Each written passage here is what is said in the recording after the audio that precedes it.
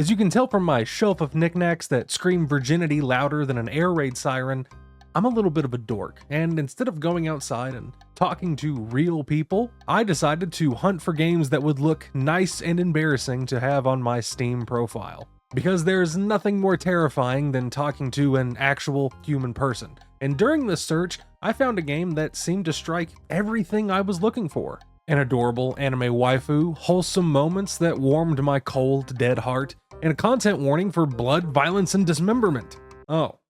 So in this game we get freaky, huh? The game is called MiSide, and from first impressions looks to be a shockingly accurate representation of my own life. We're playing as a shut-in that never goes outside and spends every day jerking around on his computer. Gotta say, this dude's living the dream. I mean, there's nothing really that strange about this dude. He seems like your average late teens, early 20s chill guy. He's got his framed picture of bootleg Elvis. Pretty sure this guy's called Smelvis. The latest issue of Neko Sojak Science magazine. I wonder what smartass quips Neil deGrasse Tyson has posted in there. And you can't forget the multiple bottles of elephant tranquilizers. Oh yeah, I totally get that. Those are part of my daily routine too. Speaking of, as par for the course with agoraphobics like this, our main man is also mildly depressed. You can definitely tell this guy is a bummer because of the frowny face sweater hanging up on his closet door. Now that is environmental storytelling that would make Quentin Tarantino squirm with excitement. Well, it would probably have to be a giant frowning foot for him to be that interested. Maybe if our guy would stop reading scary magazines about global warming, he would be less of a buzzkill.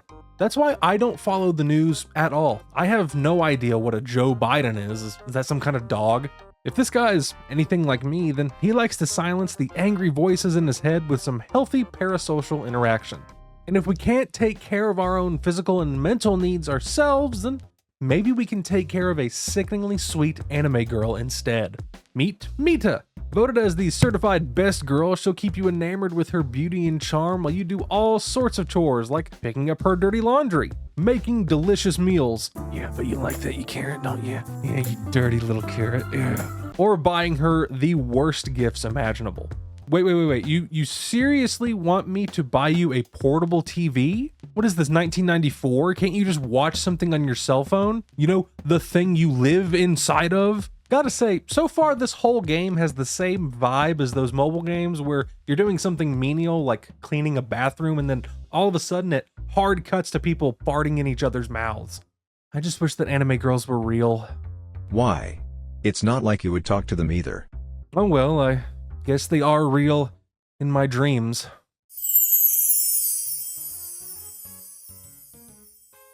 Wait, is this my imagination? Or did Elon Musk finally make anime girls real? Maybe he can make one that won't divorce his bum ass. Gotta say, this place is a lot nicer when there aren't dirty clothes strewn all over the floor. I must say, I'm also a big fan of the interior design choices. I too like to hang scantily clad portraits of myself on my walls.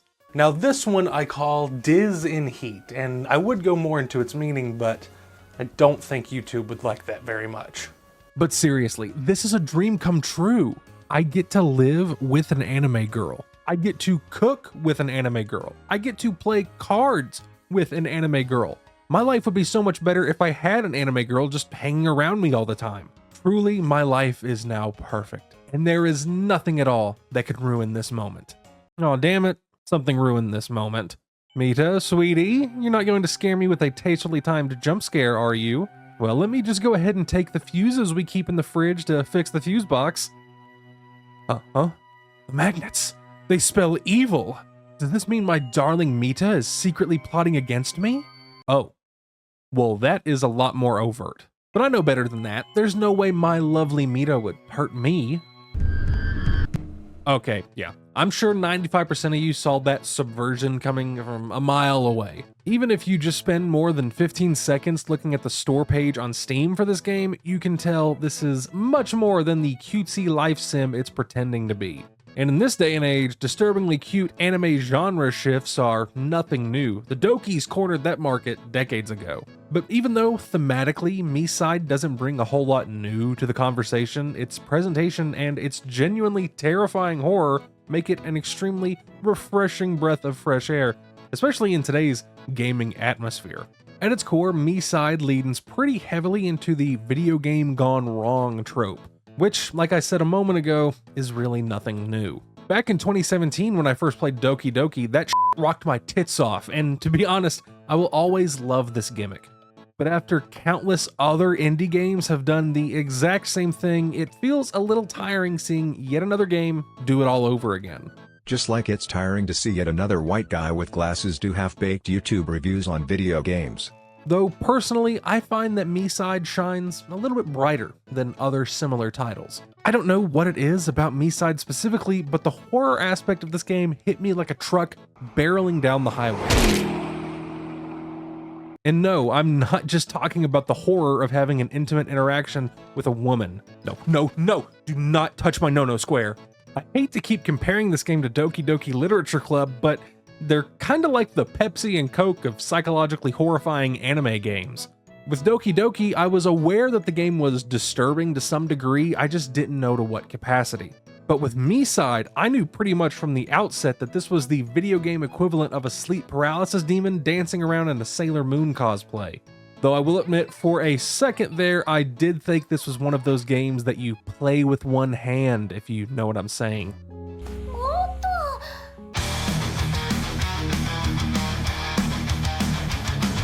Yet even though I knew it was going to happen when the game shifted to horror, my rectum clenched so tight I could crap out a spaghetti noodle. Aside from the fact that I am a giant man baby, I was a little confused as to why this game's horror was so effective. But I think it just comes from the shtick of having precious anime girls commit horrible atrocities. Like if you saw this, or this, standing at the foot of your bed, which would make you more scared? Now, personally, I would be petrified if I saw either of these, but if I saw the anime girl, I would be thinking, I'm probably gonna have to change my sheets in the morning if you catch my drift. MiSide doesn't just lean on ooh-woos and horror either. This game hits so many different moods, from moments that are actually pretty funny to sections that genuinely made me feel a little sad. And it doesn't end with the game's themes. There's so much variety to the gameplay for something that could have easily been just a visual novel-esque walking sim. There's even a shockingly competent kart racer that's just plopped randomly into the middle of this game. While there was so much variety to the gameplay, I never really felt bored. There were some segments where I thought it could have been tightened up a little bit and they went a little long in the tooth. And while the game did have its poignant moments, the whole overarching story, to me, felt a tad bit lacking, if I'm being completely honest. It touches on aspects of mental illness, isolation, and obsession that all work well enough on their own, being a meta commentary not just on life itself, but even the horror genre and video games as a whole. Though, to me, most of these aspects really didn't tie together all that well once I actually finished the story. But if I'm being completely frank, that's probably just from me being too stupid to understand what the game was trying to go for in the first place, but I'm sure MatPat's team is already working on a 4-hour-long lore video explaining every detail I need to know.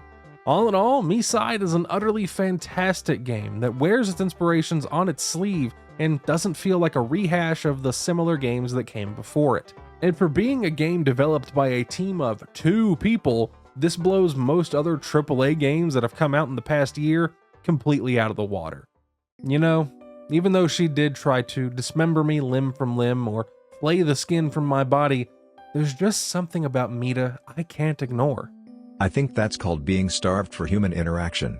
And even after everything she put me through, there's still love in my heart for her. And I think it's time I let these feelings be known to the world.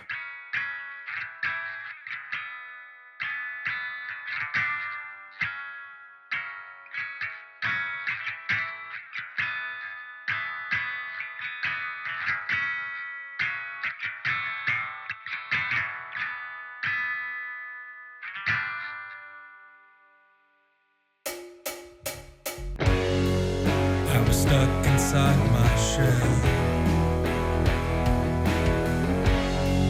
living life to the lowest, with the sadness I can't quell, feeling nothing but hopeless.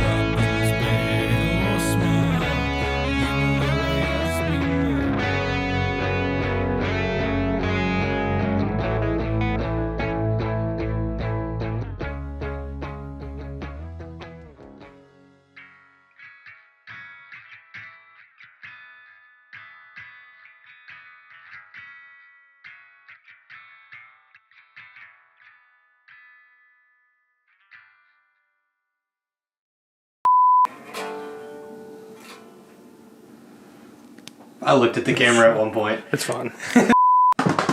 You're in the danger zone there. Yeah. It was there that I met you. Okay.